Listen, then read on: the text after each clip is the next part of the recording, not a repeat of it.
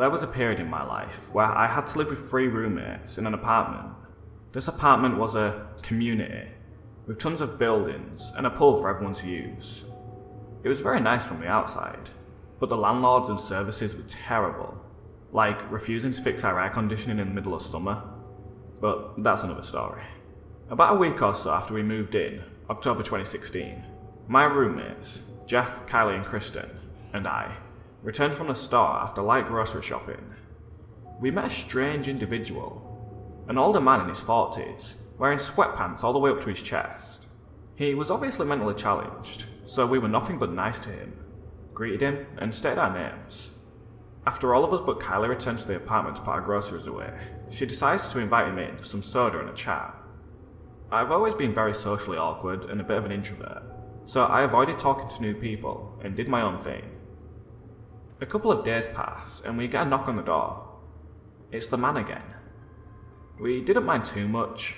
It was the middle of the day, and we were for the most part home. So Kylie lets him in, and they do some art together. But it began to get more and more habitual. When I was having a drinking night with Kristen, we received a knock on the door at about 7 or 8 PM. We found this to be strange. Kristen opens the door, and it's the man again, asking for Kylie. I made it very obvious I didn't want him in, but she said, "Oh, she's out, but she should be home in a little while, I think." The man replies, "Can I have a soda?" Kristen agreed, and he proceeded to let himself in, without her inviting him in, and he sat down beside me. It was a truly awkward experience, considering the two of us rarely spoke to him. Thankfully, Kylie came home shortly after, so I could ditch the room and let her talk to him. I know I probably sound like an awful human, but I have extreme anxiety. Things began to get worse. Kylie was fed up with him coming over every day, and we decided to try avoid him for a bit. Every now and then we would hear scratching on the door.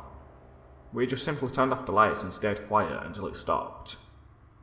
I think at one point, Kylie tried talking to him about not being comfortable with coming over so often, but I can't confirm that. It started to escalate a bit more when we came home one day and found a bunch of drawings taped to our door. We brought them inside and looked at them. I wish I still had the pictures of them, but it was so long ago. There were sketches of each of us and Kristen's cat. They were distorted in a strange way, like his perception was obscure, or just a really bad artist. This sparked a series of basically every night we had to sit in the dark while he scratched at our door and knocked.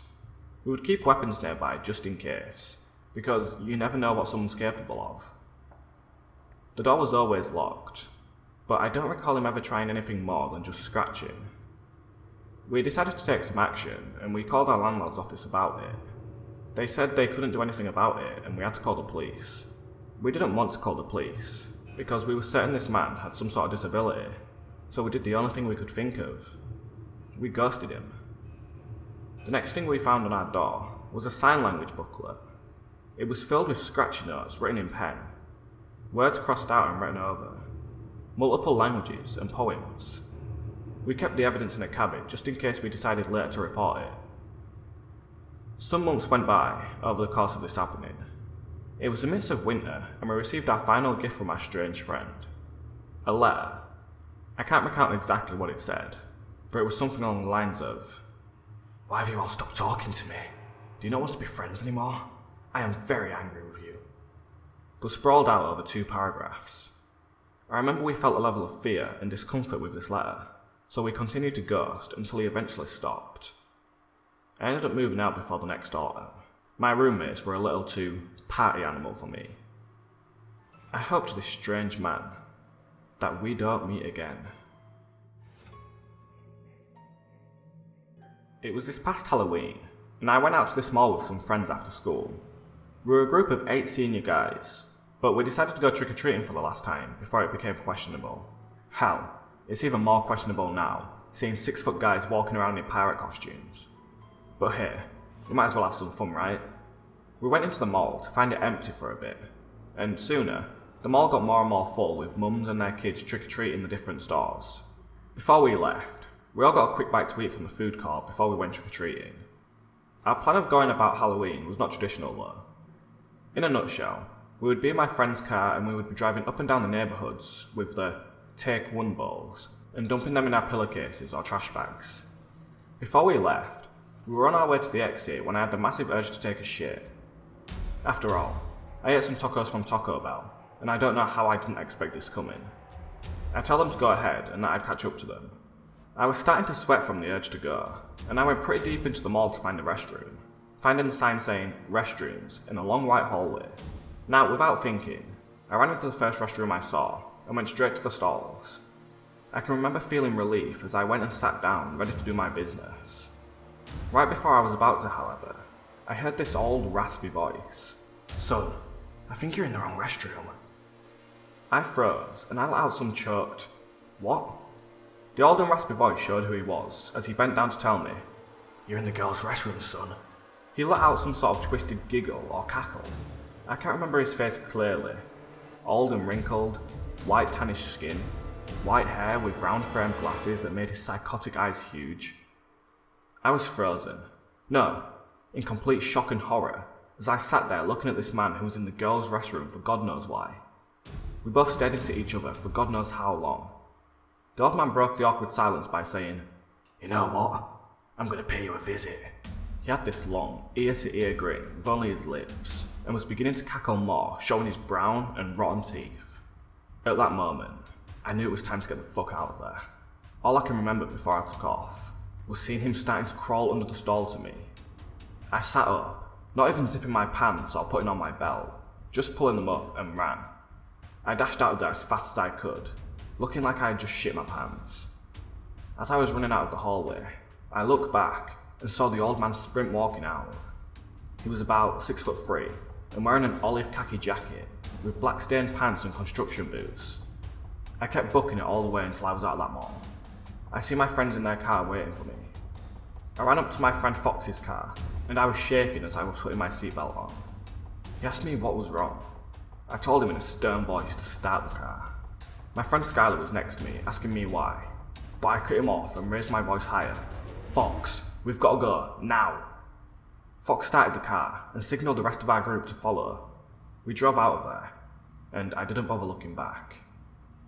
I've had some strange encounters with some people, some weirder than others, but I never thought that one of these days I would find myself in that position of being face to face with a deranged person in a restroom. I haven't seen him since, not that I'd want to. I just prayed that he left them all as soon as I did. What still keeps me up at night, however, is why. Why was he in the girls' restroom in the first place? Hey everyone, long time lurker, first time poster. It was 1 AM, my brother and I'm 18 and female by the way, were on our way home from work. We had stopped on the way home to grab some gas, and keep in mind that this gas station is pretty close to my house. So I get out, my brother sits in the car, and I start pumping my gas. While that's happening, I went to clean my windows because they were pretty gross. As I'm cleaning them, I glance up to see this older man walking towards me. I immediately thought he was some homeless guy asking for cash, and he was going to tell me that he was going to wash my windows for me, cause it's a man's job to do it for a woman. Not asking, telling. I tried to tell him no, but he just brushes me off and takes the cleaning thingy from my hands and starts going to town on my car. Then this guy just starts telling me about himself, how old he is, and he's 52. Gross. Where he's from, that he's married and hiding out from his wife at a gas station, and that he's a mechanic. Great, whatever. I'm not interested, and I'm very creeped out and obviously want to leave. This guy was also very, very drunk and reeked of beer. So he finishes my windows and then starts talking to me a bit more. He asks if my brother is my boyfriend, how old I am, if I'm a virgin, if I smoke weed, my name, and if I could give him my number. The entire time he's looking me up and down and getting way too close for comfort. He basically had me cornered against my car. So I tell him whatever, then just hand him $2 to try and make him go away, and open my car door to leave. But he says something else, shuts my car door, making my brother look up and almost panic and hop out of the car to fight this guy, and makes a comment about kissing me. Then he hugs me. I wasn't for it at all, but I'm not very confrontational and don't know how to say no very well. But I do now, and tries to get me to walk off with him, pulling me in a different direction away from the car. At this point, I'm full out panicking and shove him off, telling me I need to go, and very quickly getting my car to leave. I lock the doors, wave, and speed out of there. I could have sworn I saw him get in a car behind us, and was afraid he was going to follow me home, so I had to drive around a bit until I felt safe enough to actually pull into my driveway. That night, I slept with my nightlight on. So, drunk 7-Eleven guy? Let's not meet again. TLDR, drunk 52-year-old hitting on an 18-year-old girl at 1 AM at a 7-Eleven. Asked personal questions, freaked me and my brother out, tries to get me to leave with him, and I was afraid he had followed me home. This took place at a Christmas break of my sophomore year. So I was 15, I'm 19 now. I was with my friends, John, Mark and Emily. We were hanging out at Mark's house and decided to eat at Crispers down the street. It was walking distance, but none of us drove yet anyway. And by the time we made our way back, it was getting dark. His house faces the water, but there's a street in between it, so there was a boat dockyard in front of the house, if that makes any sense. It was a really nice neighbourhood, but it wasn't great or anything, so anyone could roam around. I remember feeling like we were being watched and heard some noises in the bushes. So I mentioned it to Emily, and she said she felt creeped out too, but I forgot about it by the time we got back. The house was huge, it had 3 stories. We entered through the garage by using a number code and made the mistake of leaving the garage door open. The house had an alarm system that would beep twice when you walked through the door, which is important for later. We hung out downstairs in the game room and played with his new puppy for a bit. I remember the puppy wasn't potty trained, so she was to stay downstairs in the gated area. We went upstairs to the 3rd floor to watch a movie, and not long after, we heard the beep beep of someone opening the door. His family wasn't supposed to be home for another few hours, and we knew that for a fact. The pup started going crazy, barking, and we heard footsteps. At this point, we were all scared, and honestly, the boys weren't any more brave than me and Emily. Whoever it was started walking up to the 2nd floor, and we heard a man mutter, "Where are you little bitches?" We yelled that we would have called in the cops, and bolted to a random little room. It was a closet behind the bathroom, and locked ourselves in. I've never been so fucking scared. I think John was the one who called 911, and I guess the guy got spooked, because by the time they got there, he was nowhere to be found, but the door to enter the house through the garage was left open. I remember going home that night, and just bawling. It made me super paranoid about leaving doors unlocked, and I have no idea what his intentions were, but clearly they weren't good. I forgot to add, the pup wasn't harmed, and also, the parents thought we were overreacting when they came home, after the police arrived. I didn't take us seriously. I didn't really like them after. I used to live in a townhouse, a duplex, by myself with my dog and 2 cats near a train station. There were often commuters who park outside my place and pass by through the day and night. Occasionally, I had cigarettes and stuff stolen from my front veranda. I even had my next door neighbour's ex-boyfriend come to my door, telling me he had a hitman after him and he had a gun. But none of this scared me, like the night I was watched. My dog lives indoors, and I would take him out for the last wee before bed. My backyard light was broken, and was up too high to change the bulb, so I always took him out in the front. That night, it was around 11 PM, and I took him out to the front. It was a hot summer night, and I was mindlessly standing on the footpath when I saw movement across the road from me. Out of nowhere, a man had appeared, and was walking diagonally across the street away from me. I thought it was odd, because I hadn't seen him come from the other direction. I continued to think about it. Where he came from was outside a house that was being renovated. I knew the owners weren't living there, and thought maybe he was going to try to steal stuff. So I kept looking down the road to where he'd gone. He had turned the corner down to the next street. I kept watching, and then suddenly, I see his head pop around the corner to see if I'm still outside. This gives me the absolute creeps, so I grab my dog and go inside. I turn off all my lights and go upstairs to my bedroom, which is at the front of the townhouse and faces the street. I thought I would keep watching my neighbour's house and call the police if he came back. I peer through my blinds, which cover sliding doors coming off a small balcony, and, like clockwork, I see a dark figure walk down from the corner and down my street. He's moving towards the house across the street, and then suddenly, I lose sight of him. A tree in front of my townhouse obscures my view for a moment, and then there he is. He's not just there, he has stopped at the top of my driveway, standing there, like fucking Jason Voorhees. I kid you not, his arms are out by his sides, and legs apart in an unnatural stance, like he was preparing for something, like he wanted to come and kill me. My heart is racing so hard I can barely hear, and I'm standing there, slack-jawed, looking at this would-be assailant when one of my cats comes to see what's happening. My cat slides his body between the blinds and window, further opening it, and I see this person, this man, looking up towards me.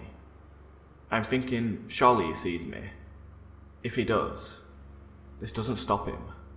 He starts walking down my driveway, undeterred and fixated. I lose sight of him under the balcony and awning. By this time, my eyes are watering in fear and tears are streaming down my face. I don't know what to do.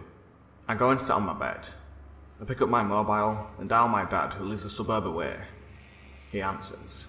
I whisper to him what's happening, and he said he'll be there as soon as he can. I lie down in my bed and lie as still as I can, tears rolling down my cheeks.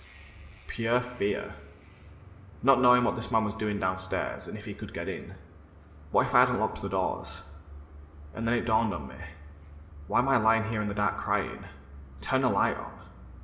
So I did. What seems like a lifetime, but was probably just a couple of minutes later, my dad arrived. He had an umbrella with him. I live in Australia, so no guns, but he could have at least brought a knife.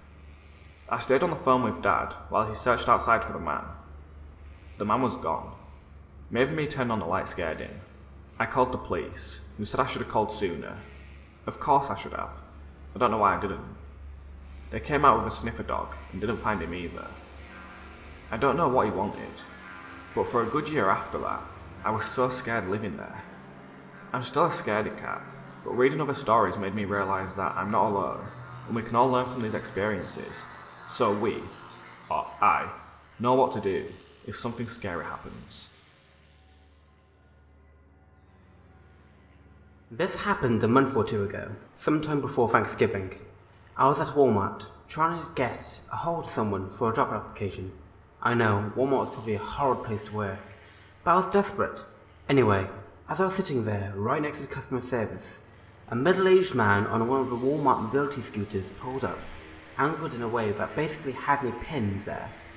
Now, I'm not a very aggressive person. In fact, when it comes to any sort of negative social interaction, I'm extremely awkward.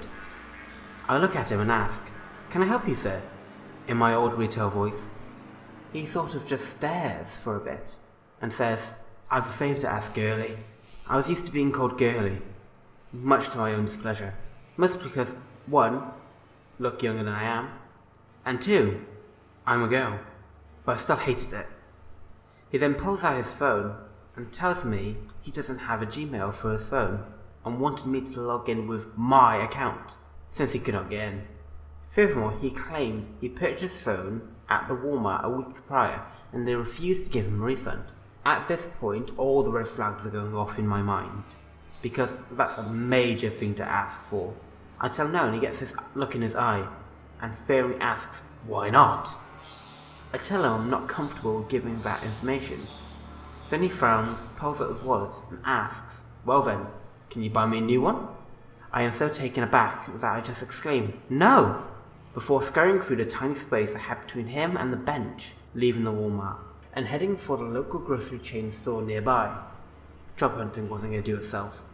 Well, as I'm walking, I hear the footsteps behind me, and I turn. It's the guy, now walking and looking pissed. I walk faster, and he is exclaiming how Walmart was shit because they kicked him out, I wonder why, and that he needed a fucking phone. I'm terrified, because when I speed up, he speeds up. I'm finally in the grocery store after the speed walk/run of my life, and hide by the checkout. He doesn't enter. Luckily, my significant other came to pick me up after I called, and that was the last I saw of that man. Dude, let's not meet again. Here we go. I thought about sharing a story for a few reasons. 1, to get it off my chest. 2, it's the least scary parts of my life, and I feel okay sharing it. 3, I think a few of you ladies and gents may have gone through something similar. And 4, why not? This is many, many years ago. At the time, I was 13 years old, but looked at least 17. I had a well-formed body for my age, and that meant people always thought I was much older than I actually was. I had just started volunteering at the local hospital a couple of miles from my house. I walked there and back every day. Also, I enjoyed the summer breeze on my face after a long day at work, cleaning bedpans and making patients' beds. Looking back, I wonder what the fuck I was doing with this job. I think I wanted to be a nurse pretty badly. It took a while for me to realise I hate the thought of needles, and as a nurse, that can make things tricky. The walk consisted of walking on the pavement of a busy road for a mile. The next quarter of a mile was a side road that was quiet and full of trees on either side. It wasn't a safe place to walk alone after the sunset, especially as a car could easily hit you, and no one would even know for days. The rest of the walk was through a colony of nice apartments. Because the scary part of the walk was only for 5-10 minutes, most people felt comfortable with it. Now that I've set the scene, you might find it easier to understand why I didn't really have much choice at the time. On this particular day, I left work and made my way home. The air was quite warm, and I had been a little sway. Imagine, I had no makeup on, jeans, and a long white t-shirt. Pretty basic and 100% normal attire. Most people wouldn't look at me twice in the state I was, so I turned into the side road as always, and thought I saw a white car turn into the same road at the same time as me. However, when I looked behind me, there was a car stopped on the busy road, but it hadn't turned into the side road. I didn't think much of it and carried on walking. A few seconds later, I felt as if I was being followed, so I looked over my shoulder and saw the same white car approaching me. It seemed to speed up after I spotted it. The car drove past me and must have turned around because I saw it drive past me again on the opposite side of the road. Again, I felt this uncomfortable feeling of being watched. By no means was I a scaredy cat, so I turned around, hoping to have a go at someone, but the car sped off. The same thing happened again. By now, I was annoyed as hell. This car was ruining my usually peaceful walk. The third time, I felt the car pull up next to me and the window rolled down. The driver of the car asked me for some directions, and having never heard of the place before, I told him I didn't know. The guy looked like he was in his late 20s. Nice car. I can't remember what one it was, but I know it wasn't a cheap one. After I apologised for not knowing, he offered me a lift home. Firstly, this car had been annoying me for a while. Secondly, I had come to think that he probably wasn't trying to annoy me and was just lost. And lastly, I felt like an idiot for thinking he was following me. Either way, I politely declined. At this point, he started getting aggressive and yelled at me to get in the car. I panicked, and I'm pretty sure I stopped breathing. I said no and walked really fast. Believe it or not, the fuckface pulled his car up to the curb to stop me. I somehow managed to get past it and started jogging home. He tried it again, and this time he hits me by opening the passenger door from the inside. I don't think I've ever gotten up quicker than that. He yells, "Don't be a bitch, I want to smell your pussy, and fuck you till you bleed." I don't know what happened, but something inside me snapped, and I ran. I ran and I ran. Faster than Usain Bolt, I think. When I got home, I told my brother what had happened, and he went out on his motorbike with his friends to probably kill the guy. They never found him, and I never saw him or the car ever again. So, the fucker who preyed on a 13-year-old me, I hope we never meet. Because if I ever meet you, I assure you, I'll make sure you bleed. I'm on my mobile, so apologies for the formatting. So, there's this man who's been stalking my friend and her girlfriend in a sort of casual way. He seems to be always around them, but he's only ever extremely creepy once he tried to follow her and her friends home from the bus stop. It didn't work. Apparently, he's known a good bit around town because he switches victims. He's the type of person who walks up a street and then walks right back down a few times, not hiding the fact that he's looking for you. Basically, he's creepy. That's what he did with myself and a friend from work the other night. We were finished in the evening and we were walking home, but we go different ways, so we were stopped at a junction just chatting before we had to go our separate ways. And that's when we saw him. He did his usual thing, walking up and down the street a few times, and we were getting a bit freaked out by him. When he crossed the street, we relaxed a little until he saw what he did. He walked up to a house and opened the door. Seems normal, right? But he didn't walk in. He just looked around, then closed the door and walked out. We watched him do it 2 more times in different houses in different places on 2 sides of the road. It was at that point that he turned around and started walking back towards us. We walked as fast as possible. My friend got a bus instead of walking, and I was close enough, so I just made sure I wasn't being followed. So, local stalker? I pray we don't ever meet. Almost every night I like to go into my basement for a night of playing video games with my friends. Normally the night goes well, and I'm in bed by 1 AM, but recently I've been hearing sounds in my basement, such as what I believe as coughing and sometimes snoring. When I hear this, I immediately go up to my room and sleep until morning. When I go back down to my computer, I am sometimes greeted with odd websites that I've never visited. My initial thought is via a virus. I did a virus scan and found nothing. When this happened again 3 times over the course of 2 weeks, I completely wiped my hard drive of everything. When I woke up in the morning, Google Chrome had been installed to my computer and 30 tabs were open to various websites, but the strangest one was the FedEx website telling me my package had been shipped. I didn't look where, but I regret it now. Almost 3 months had gone by and I hadn't thought much about the situation, other than odd sounds here and there. Then I asked my friend to go in the basement to get something. I was surprised when he ran up the stairs as fast as he could. What he said he saw next was enough to prompt me to call the police. He said he saw someone crawling out the window. Well, by the time he got down there, all he saw was that person's legs. We ran outside to look for the person. There was no sign of them anywhere. We both assumed that he had gone into the woods about 50 feet from my house. When the police came, they found nothing out of the ordinary. Police left, my friend left 50 minutes later, and understandably frightened by what he just saw.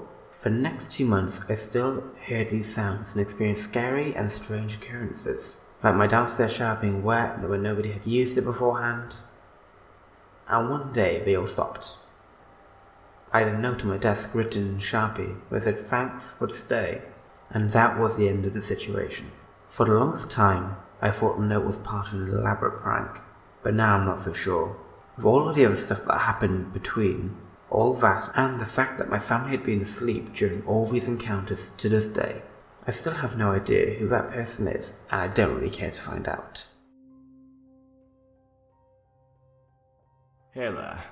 I'm a long-time lurker on here, but first-time poster. There's a lot of details to the series of events in my story, so this is going to probably be a bit of a long one. The story begins about 5 years ago when I was a junior in high school. There was a boy in my grade, Jack, who didn't have a lot of friends. He's on the lower end of the autism spectrum, what used to be called Asperger's syndrome, which affects his ability to pick up social cues in his interactions with peers. Although I always knew him to be a bit awkward, he was nice enough, and I felt badly that he spent so much time alone, eating lunch alone, sitting alone at school activities, etc. When he joined theatre junior year, an activity that I've been part of since I was 6, I decided to help bring him into the fold, as although more creative clubs have reputations for being accepting, it's still very difficult to join a club halfway through, when everyone within it is already a close-knit group of friends. I would make an effort to include Jack in conversations with groups at rehearsals, talk to him one-on-one, invite him to sit with us at lunch, and gave him my phone number to chat about things once in a while. When he asked me to hang out with him after a month or so of this friendship, I said yes, and came to his family's barn, and had a very nice time seeing all the animals and eating dinner with his family. They said a few heartbreaking things throughout the dinner, like that it was nice to see him finally bring a friend around, and they liked me much better than the other friend he had, who I knew to be a kid, who also had learning disabilities. Unfortunately, this is around where our interactions stopped being healthy, and where he developed an unhealthy attachment to me. It became very clear to me that he saw me in a romantic way, which, while I didn't return the feelings, wouldn't have been problematic if he hadn't pursued me in an obsessive manner. He began texting me every hour of the day. If I didn't reply, I would receive another message, either emphasising his last, such as an exclamation point, or he would copy and paste the same message again. If it were him saying hello to start the conversation, he would simply say hi, again and again, and again, until I responded. This was not always me ignoring him. Sometimes I would be at work when I received his text and was unable to respond, and then would unlock my phone to 6 or 7 messages from him like these.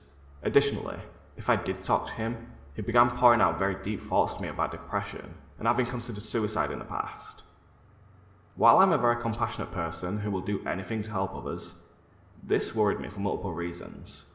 I'm not a trained therapist, and while I can offer words of support, I may not always say the right thing to help. The last thing I want to do is say the wrong thing and trigger someone. Additionally, I feared that him sharing these vulnerable thoughts with me and having me comfort him would make him feel as though the bond between us was closer and cause him to latch on even tighter. However, I still tried to comfort him, but advised him to speak to our school guidance counsellor, which he declined to do, as he claimed only I could understand him. It was around this time that he began following me to work. I didn't have a license at the time, so I had to walk from school to my after-school shifts, but the store was less than a mile away, so it didn't bother me.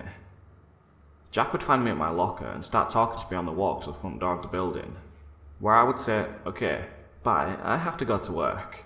But instead of staying in the building and waiting for his ride, he would follow a few steps behind me through the parking lot, down the street, and the whole way to where I worked. As the store I worked at is one where the customers come up to the counter and can't come inside, he would just lurk in the parking lot for 20 minutes to half an hour and not buy anything, before eventually turning around and walking back in the direction of the school.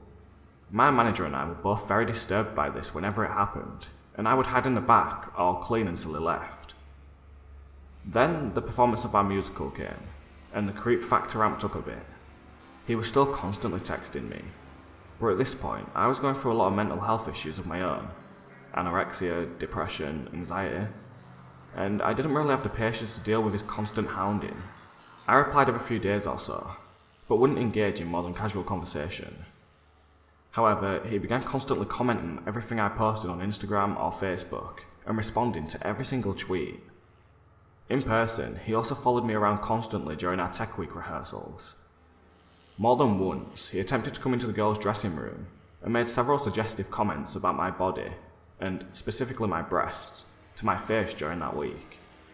He happened to leave his phone on a table by me, and when I went to return it, I saw his lock screen was a photo that said, "Boobs are like the sun. If you wear sunglasses, you can stare at them as long as you like." As soon as the musical was over, I didn't have to see him on a regular basis, and I decided to block him on all social media, as his constant replies were starting to really creep me out. I told him multiple times that I couldn't talk as often as he texted me, but after he didn't listen, I just blocked his number. Summer was quiet, and I enjoyed the fact that I didn't have to see or hear from him again for a while. Unfortunately, the school year brought back some contact with him, as he was now a recurring member of the theatre. He confronted me about blocking him in front of a large group of people. Like I said, social skills aren't his forte, and I just said we can talk about it later, and he failed to bring it back up. However, 2 weeks later I got a Twitter notification saying that my phone contact, Jack, had joined Twitter as a user posing as a school debate team. I also had a notification saying that the user followed me. He had made a fake Twitter for a club that didn't exist at the school in order to follow me. To my advantage, he had used his phone number or email when making the account that I had, and must have clicked the allowance so less people find you through it.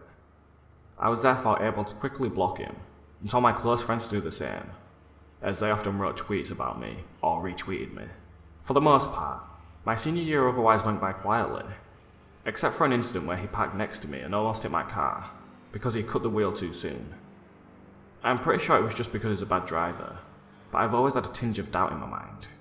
I wish I could say that the story ended here, that his crush faded out with high school graduation, and the blocks on his account and number gave him enough closure to move on. Fast forward to fall of 2017. It's been 2.5 years since I graduated high school. I was going through my account on Twitter and just adjusting some things, and so I still had some people set to notifications that I don't really talk to anymore, and some people blocked from all grudges that I've long since gotten over. I saw that he was still blocked, and I figured everything had occurred so long ago that he must be over it all by now. I decided to unblock him on everything, assuming the chances would be rare that he would comment on anything, and likes would be innocent. Oh, how wrong I was. In my defense, it did take him a while to notice, whether I just didn't pop up on his timeline for some time, or he didn't use Facebook for a bit. I didn't hear from him until spring of 2018, almost 3 years since graduation. He commented on something I posted, arguing against it, which I responded to, and then he said he could never win an argument against me, and called me the same old OP. It seemed innocent enough, and I liked his last comment and moved on. The next day, I got a Facebook message from him. It was essentially reiterating his last comment, saying, "I see you're still the same as you were in high school." I responded and messaged him back and forth maybe 3 times and then stopped replying. It was only small talk, but I didn't want to encourage him into contacting me further, as I had the sinking feeling he was falling into his old pattern of contacting me constantly. The next day, I got another message saying, "Hey Opie, are you there? I need to tell you something really important." I was taking a nap at the time, so I didn't respond. An hour later I get the same message on Twitter as a DM. I'm still asleep at this point, so I don't respond. 10 minutes later, according to the timestamp, he DMs me the same message on Instagram. Another 5 minutes later, I get the same message as a text. At this point, all the notifications have woken me up, and I'm annoyed, and I feel like I know what he's going to say. I'm a bit short with him in my reply, when I ask him what he wants to tell me. He simply sends me, "I had a huge crush on you in high school, and I still do now." At this point, I'm a bit enraged. I haven't seen this guy in person in 3 years, or interacted with him in that time frame up until 2 days ago. He made my favourite activity stressful and uncomfortable for me, because I had to avoid him and his constant stares, advances and comments. He followed me to work several times, made both me and my manager feel uncomfortable and unsafe. He knows nothing about the person I've developed into these years since I graduated, and the fact that he thinks he will get any sort of positive reaction from telling me this strikes me as absolutely absurd. I decided to do what I hadn't done up until this point, which was be explicitly straight with him about how inappropriate all the things he had done were. I said I knew his disability made it harder for him to tell how people felt about things he said or did, and that's why I felt the need to be so brutally honest, although I still don't see how anyone could think it's okay to follow someone to their job. His response was, "I'll take that as a refusal," as if he thought there was a chance that I somehow entertained the same feelings, despite not seeing him for over 3 years, and my Facebook clearly stating that I was in a relationship, along with my profile picture being with my partner. I decided that he clearly had some fixation with me that seems to transcend boundaries of distance, time and sight, so I once again blocked him. So, old classmate Jack, let's never meet again. Well, anyway guys, that's it for this video. If you enjoyed it, please like, share and subscribe if you haven't already. If you've missed any Let's Not Meets, there'll be a link in the description to a playlist of all my previous ones. Also, shout out to Joseph and Brandon for featuring in this video. You can check out Joseph's Instagram in the description below, where he does artwork and other things. Also, check out my Twitch channel. I've started gaming a lot on there, and there'll be a few things to come in the future. Well, anyway, I hope to see you soon, and I'll speak to you later.